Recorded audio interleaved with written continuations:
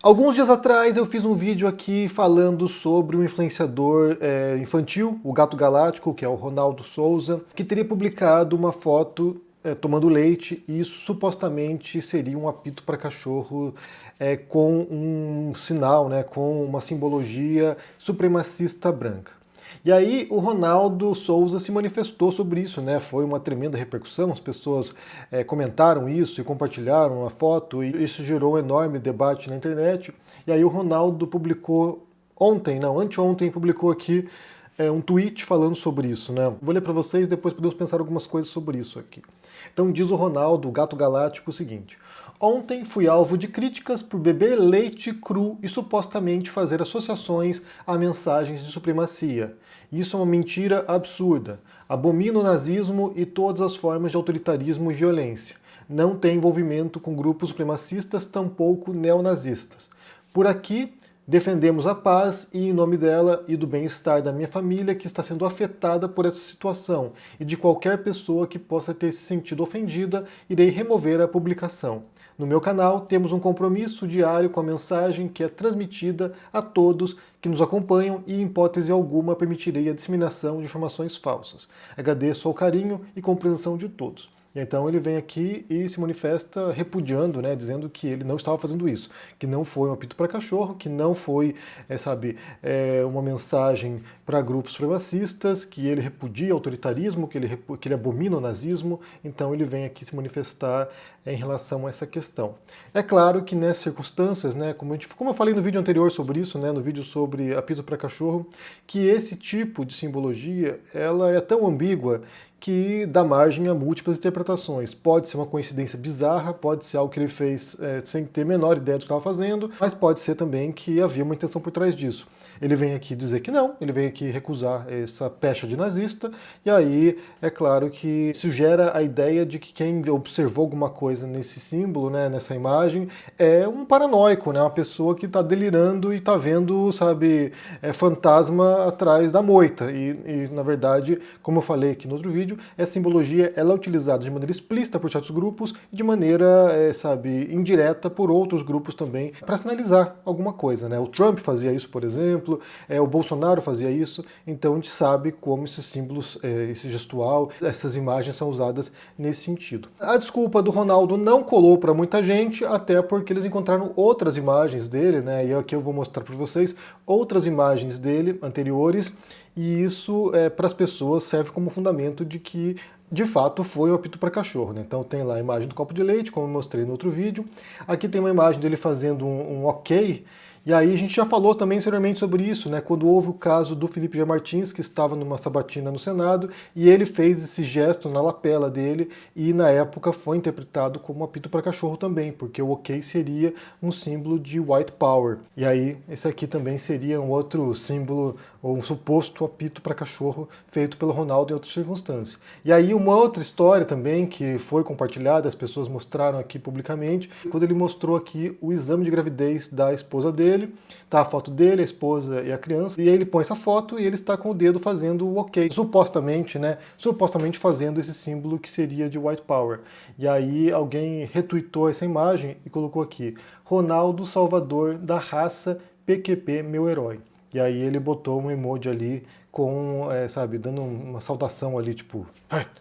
E aí muita gente também interpretou isso aqui como se fosse uma apologia à supremacia branca, Então assim, ele é branco, mulher branca, fazendo o símbolo de white power, supostamente pelo menos, criança branca, e aí o cara fala salvador da raça, daí pode se interpretar como quiser também, Como eu falei, é na ambiguidade que essas coisas funcionam. Pode ser paranoia das pessoas, pode ser que as pessoas estejam enxergando coisa que não existe, pode ser sim, mas também há elementos aí que são elementos de diferentes grupos utilizados e que dariam um sustentáculo para poder compreender nesse sentido. E aí, como consequência dessa história, muita gente, centenas de pessoas passaram a publicar fotos tomando leite.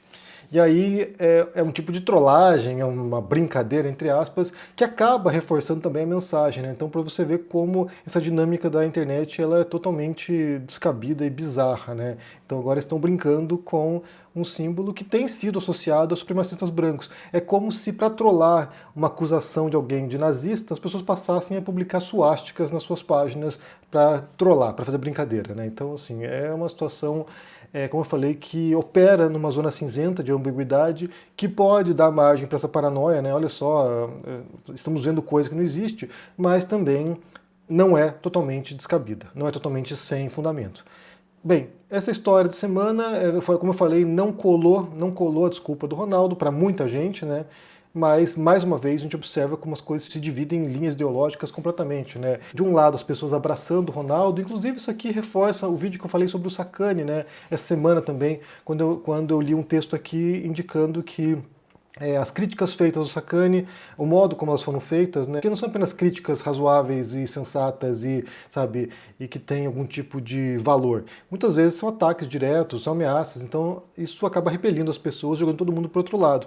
E aí, quando você vai no perfil do Ronaldo, naquela foto do leite que ele iria remover, havia muita gente da extrema-direita abraçando o Ronaldo, falando, olha só, eu compreendo você, olha só, você não fez nada demais, sabe, deputados bolsonaristas, influenciadores bolsonaristas, ou seja, toda a galera da extrema-direita foi lá e abraçou o cara. Ah, você está sendo linchado pela esquerda, você está sendo linchado pelos comunistas, entre aspas, vem pra cá que a gente te abraça, vem pra cá que a gente te protege. Então é isso que acontece, essa dinâmica de perseguição, de cancelamentos, de tentar expor os racistas, tentar expor os supremacistas, acaba tendo um efeito, muitas vezes, inverso do que se imaginaria. É claro que isso não quer dizer que não se possa denunciar, não se deva denunciar esse tipo de situação. Eu acho que vale denunciar sim, penso que é importante que isso seja exposto, mas também podemos pensar aqui sobre qual grau de eficácia isso tem de modo a conscientizar as pessoas sobre alguma coisa, né? Eu fico aqui me indagando e eu acho que muitos dos esforços que a gente faz, inclusive que a gente fez no passado, né, de denunciar o Bolsonaro, eu sempre fico aqui me indagando até que ponto a gente não dá mais visibilidade para essas coisas, a gente não transforma isso num tópico que era ínfimo em certos grupos extremistas e passa a ser um tópico amplo de debate entre as pessoas. Então, assim, a gente é muito difícil pensar no equilíbrio entre criticar, entre denunciar e entre dar visibilidade também. A gente está no mato sem cachorro, basicamente, né? Se a gente não critica, esses grupos crescem, se a gente critica, esses grupos crescem mais ainda. Então, realmente uma pergunta que a gente pode deixar aqui também, né? Como lidar com essas situações? Denunciar, fingir que não viu, como faz, né? E aí, só puxando esse gancho aqui, né, do Sacani que eu falei, e agora do Gato Galáctico sendo abraçado pela extrema-direita, se é que já não era abraçado antes, nessa semana 3 figuras da esquerda foram catapultadas para o lado dos fascistas, né?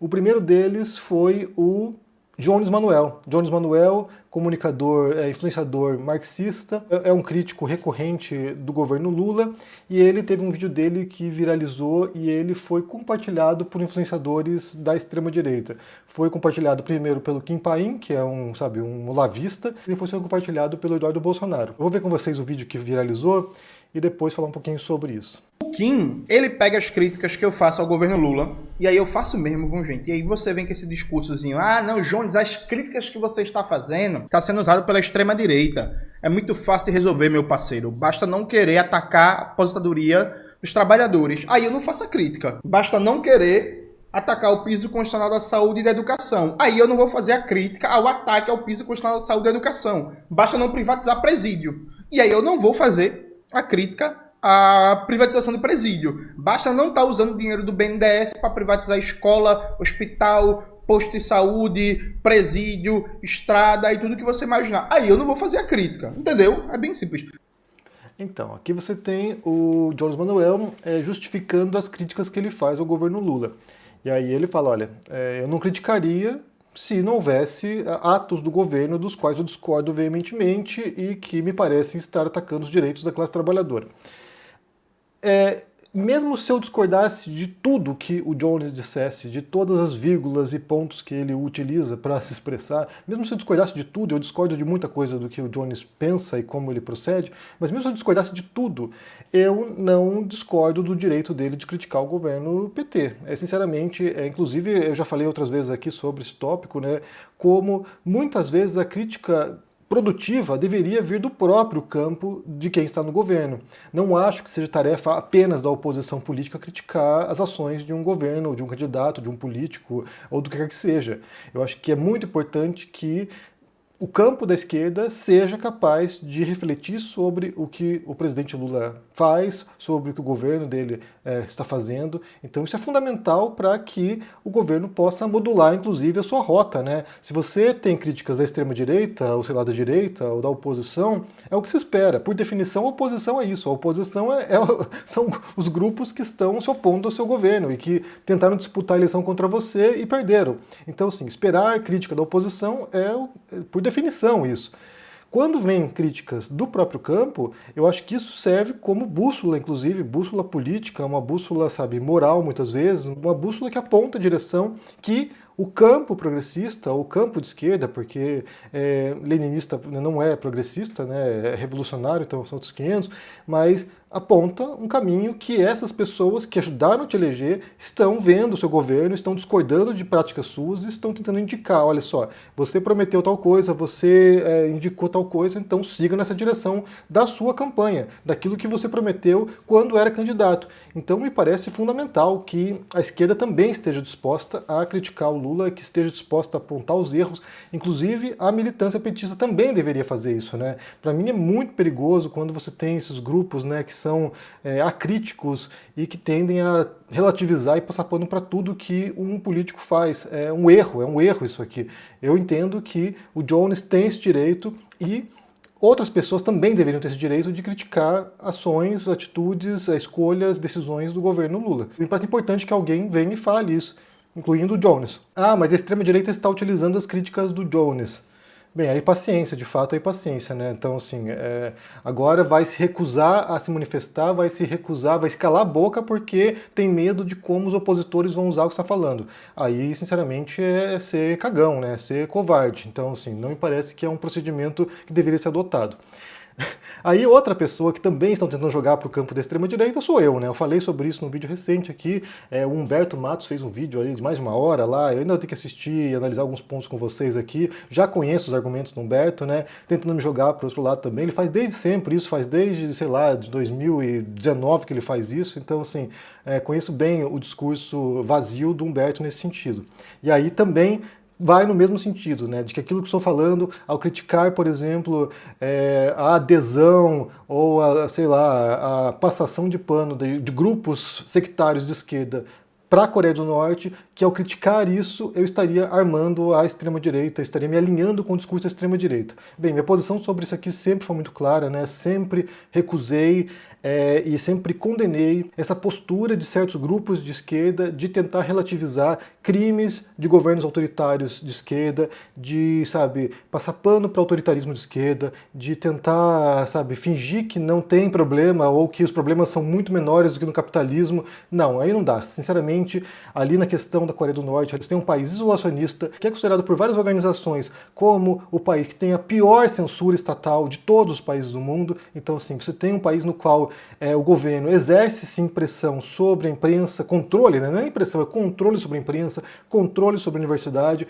Então, assim, ao questionar essas fontes, o que se está questionando é esse tipo de repressão estatal em relação à livre informação, liberdade de cátedra, produção de conhecimento. E por que a gente aceitaria como factual uma informação que vem de um regime assim? Então, para mim, tem a ver com isso. Ah, se a extrema-direita vai utilizar, se isso está alinhado com o discurso extrema-direita, aí paciência. Aí o problema é de quem está defendendo esse tipo de regime. O problema não é que o discurso se assemelha com o outro. O problema é de quem está tentando tapar o sol com a peneira porque aquele regime estaria, de algum modo, alinhado com seus ideais autoritários, nesse caso, né? Porque se você acha que tem que ser assim para poder avançar uma pauta dentro dos seus moldes ideológicos, sinceramente, isso é deprimente, é lamentável. Então, assim, nesse caso aqui, fico junto com o argumento usado pelo Jones, né? Se não querem crítica, não passem pano para a Coreia do Norte. Não se alinhem com esse tipo de regime autoritário e que reprime direitos fundamentais, direitos humanos dos seus cidadãos. Bem simples. E aí, a terceira pessoa que virou fascista essa semana foi o próprio Lula, né? Então, assim, 3 pessoas que foram jogadas lá para a extrema-direita por razões diferentes, e o Lula, ele fez um pronunciamento essa semana durante uma apresentação dele aí. Eu vou pôr para vocês aqui o vídeo, para que vocês entendam, e depois a gente pode falar um pouquinho também sobre isso. Se a gente quiser fazer uma revolução nesse país, Pacheco, a gente não tem que ler nenhum livro de Marx, A gente não tem que ser leninista, a gente não tem que ser Mao Tse Tung, a gente não tem que ser Fidel. Leia a Constituição brasileira e vamos regulamentar todos os direitos do povo brasileiro que está lá. E é isso que nós estamos fazendo. Bem, tem um ponto aqui do qual eu discordo, que eu acho que a gente deve ler, né? Deve ler Marx, deve ler Lenin, deve ler um monte de referências diferentes para poder ajudar a compreender não apenas o passado, como também o presente, né? A gente fala de autores aqui que impactaram tremendamente no século XX, no século XIX, século XX, século XXI ainda impactam. Então, assim, não acho que a recomendação de não saber o que eles dizem, de não ler o que eles escreveram, é boa. Mas, por outro lado, ele tem toda a razão de que não são modelos a serem adotados numa democracia liberal como a brasileira.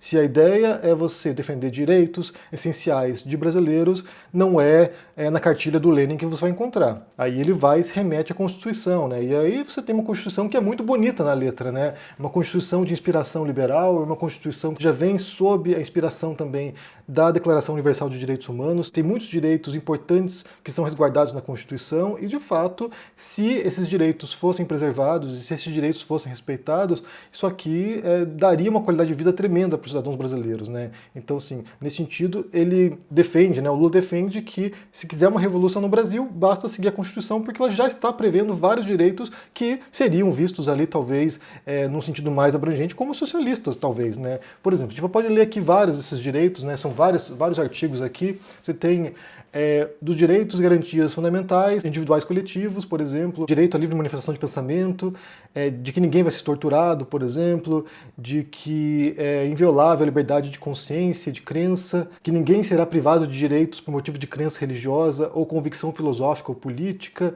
que é livre expressão intelectual, artística, científica, de comunicação, que você tem direito de trabalhar no que se quiser, que são direitos humanos básicos da Declaração Universal de Direitos Humanos, né? E aí tem vários artigos aqui, garantia da propriedade, por exemplo. Aqui isso que é interessante, né? Que é usado como argumento pelo MTST, né? Que a propriedade atenderá à sua função social. Então, sim, se você tem lá uma propriedade que está desocupada, que foi abandonada, que poderia, inclusive, se usar isso para poder acomodar pessoas que não têm teto. Então, sim, isso está na Constituição, né? Isso aqui está previsto na Constituição e poderia dar lar para dezenas de milhares de pessoas que estão na rua hoje. Inclusive acrescenta aqui, olha, a lei estabelecerá o procedimento para desapropriação por necessidade ou utilidade pública, ou por interesse social mediante justa e prévia indenização em dinheiro, ressalvados os casos previstos nessa Constituição. E daí quando você avança na Constituição e você vai para os direitos sociais, por exemplo, aqui o artigo 6º, são direitos sociais, a educação, a saúde, a alimentação, o trabalho, a moradia, o transporte, o lazer, a segurança, a previdência social, a proteção à maternidade e à infância, a assistência aos desamparados na forma dessa Constituição. E aí, prossegue aqui. Todo brasileiro em situação de vulnerabilidade social terá direito a uma renda básica familiar garantida pelo poder público em programa permanente de transferência de renda, cujas normas e requisitos de acesso serão determinados em lei, observada a legislação fiscal orçamentária. Isso aqui já é uma emenda, né, recente. Então, assim, nesse sentido, a gente pode concordar com o Lula de que bastaria seguir aqui, sabe, os artigos da Constituição para que muitos direitos fundamentais fossem protegidos, resguardados e que pessoas mais vulneráveis, que seriam a classe trabalhadora ou aqueles que não estão trabalhando, desempregados, pessoas, sabe, em condição vulnerável, possam ter auxílio, possam ter dignidade na vida. Não é necessário, não seria, pelo menos em tese, né, necessário uma revolução aos moldes leninistas para chegar nesse ponto. Bastaria que a lei fosse aplicada. Então isso que ele está falando. O Lula não é um revolucionário, acho que ele nunca foi um revolucionário. Inclusive, essa fala dele aqui está sendo usada pela extrema-direita, e aqui você vê, né, como o discurso ele vai sendo moldado ao bel prazer nas redes sociais, está sendo usado pela extrema-direita para dizer que o Lula estava se equiparando, ou se comparando a Fidel Castro, a Lenin, a Mao Tse-tung, a Marx. Então você precisa ver como é distorcido o negócio, né? De um lado se distorce dizendo que o Lula seria contra os comunistas, possivelmente, sei lá o que estão falando aí, e por outro lado estão dizendo que ele seria um comunista querendo fazer uma revolução no Brasil. Então, assim, para você perceber aqui é o tom geral, e como é desesperador você observar a má fé das pessoas, a má vontade delas, a incapacidade de interpretação de texto, ou a tremenda capacidade de distorcer o que os outros dizem para tentar queimar as pessoas na internet, né? O que vocês pensam aqui sobre esses tópicos? Primeiro sobre a resposta dada pelo Gato Galáctico, como é que você entende a resposta dada, se colou ou não para você, e depois sobre essas 3 personalidades, eu inclusive, que viraram de extrema-direita nesses últimos dias, porque as pessoas não querem ouvir nada que fuja daquilo que elas já estão acostumadas a ouvir e que está de acordo com a seita política que elas seguem, né? Bem, me diga o que vocês pensam aqui no comentário, deixe o joinha, se inscreva no canal aqui ativando o sininho, isso é muito importante para ajudar aqui no engajamento, se torne um membro para dar uma força e se cuide por aí. Um forte abraço e até mais. Tchau! Tem uma bomba para vocês. O melhor professor da New York University, o cara que foi eleito um dos 40 maiores professores de administração e negócios do mundo, Adam Alter, vai nos dar uma aula dia 7 de julho, às 8 horas da noite, para nos explicar o que está por trás desse vício em tecnologia que virou uma pandemia mundial e transformou 5 empresas naquelas que controlam quase que toda a economia do mundo. Se inscreve agora para aprender com Adam Alter.